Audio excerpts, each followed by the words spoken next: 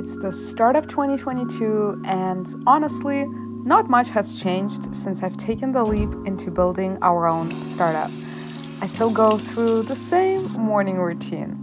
Since then, the biggest change came from within. I began to look at the world with a fresh perspective.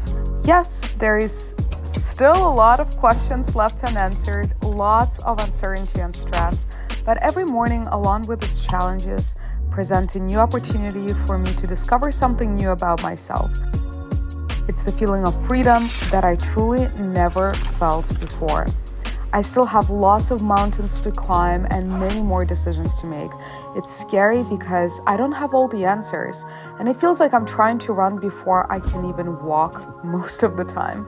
But one thing I know for sure, taking the leap is a decision I'll never regret, but it certainly wasn't one I made super quickly. And you might be thinking, hey, is this something that I should do? And in this video, I kind of want to tell you guys about my thinking process with respect to it.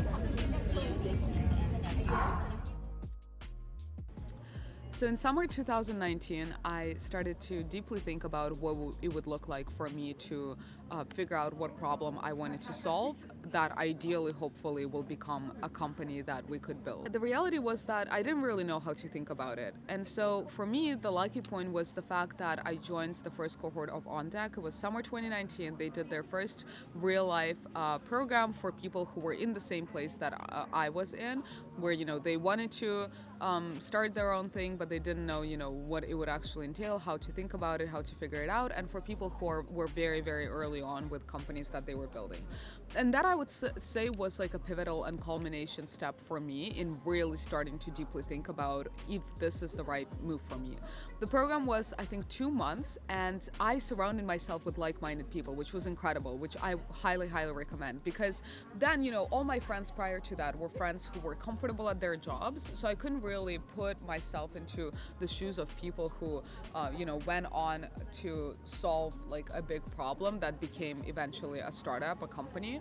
But with OnDeck, I was able to look what their life looks like and put myself into their shoes.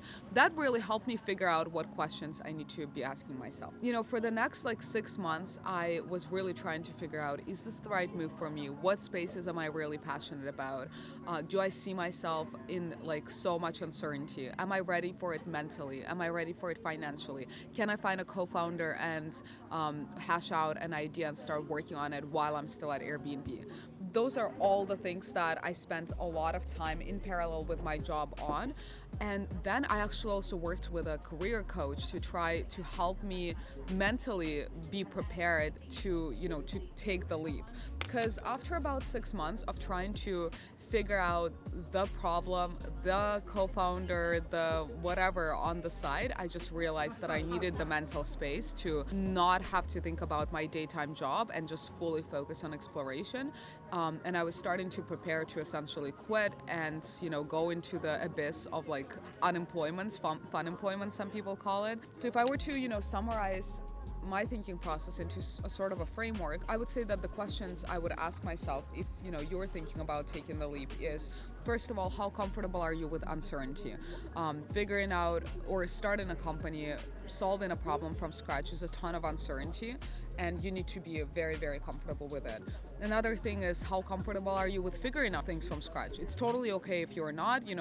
That's why there are companies, and that's why you can go work for a company where someone is thinking about all the pieces, all the building blocks of how to start something new. So that's okay. You just need to spend time thinking about that too. What brings you energy? What type of person are you? I did a lot of just journaling and self-reflection around what type of things do I really enjoy. Am I the type of person who likes routine, or am I the type of person who likes, figuring things out again from scratch? Am I okay with stress and things kind of flying towards me and me having to figure them out on the go without a linear plan? These are all super important things.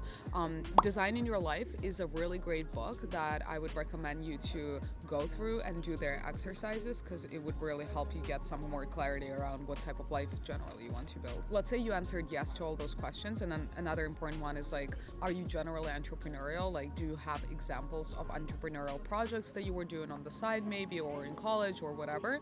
Like, you know, I was running the YouTube channel on the side. I started hosting opera concerts. I kind of have always been the type of person that worked on small projects on the side, and I really loved it. So for me, the answer was yes. And once you already answer all of those and you're like, okay, you know, I'm good, I'm ready, I actually do have a problem, a passion, and a space or multiple spaces that I can see myself dedicated to for the next 5-10 years of your life, then the next question is, can you figure out what that problem is while having a job? I would recommend that you do. I'd say that that's just like a safer and easier space, easier way to do it, especially if you can, you know, test out ideas. You can say that, oh, I'm actually very excited about this and I think this is a problem that needs to be solved. Well, just like try to prove that hypothesis while you still have the comfort and safety of a job, and then move on. Because a lot of the times, you know, you might quit and then you're just completely unprepared for what being like fun employed entails and what that exploration might look like, or you're just not financially ready, and then it would just impose a lot of stress on your life. I decided to quit, quote unquote, without a plan, and I was very, very fortunate to have savings that allowed me a certain runway to, you know, just explore without stressing out about paying the bills. So I followed that path, but I don't think that's the right path for everyone, so you should be very, very critical about evaluating that.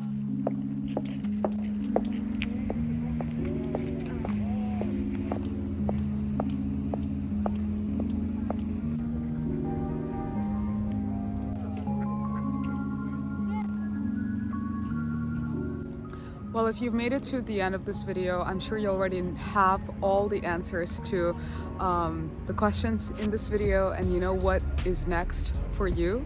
I'm so excited for you, and I'm so grateful that you decided to follow along my journey, because no matter what happens, I know it's going to be a fun one.